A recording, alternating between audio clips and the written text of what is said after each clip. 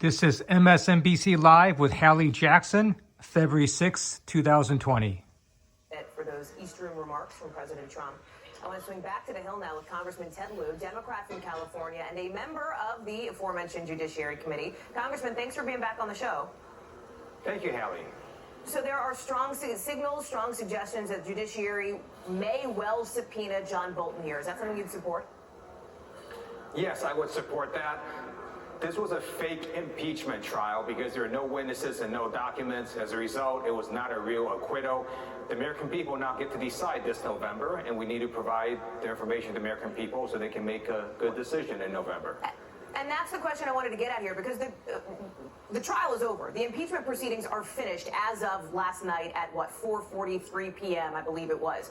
Is this subpoena of John Bolton really meant more for November and for voters than for anything you as members of Congress could do moving forward at this point?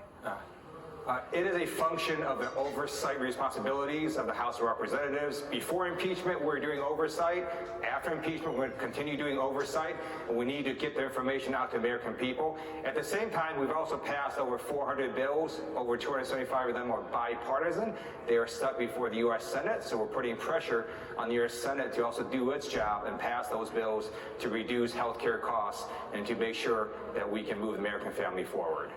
The president, as you have seen this morning, is viewing impeachment very differently, unsurprisingly, than you are. And he is expected to make the case that it is time to move on. And you can see the USA Today headline here. Tougher than Teflon. They say Trump shows he's the most resilient politician in modern U.S. history. The president is going to make the case it's time to get on with the business of the country. Why is he wrong?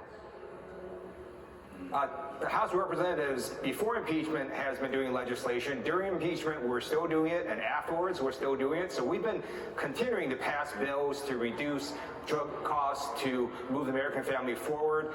And so we're going to continue doing that. We just want the U.S. Senate and the White House to cooperate so we can actually help the American family. And we're going to keep on doing that. Let me talk about that cooperation, because you would need cooperation from, frankly, Republicans and from the White House to get some of the things you're talking about done.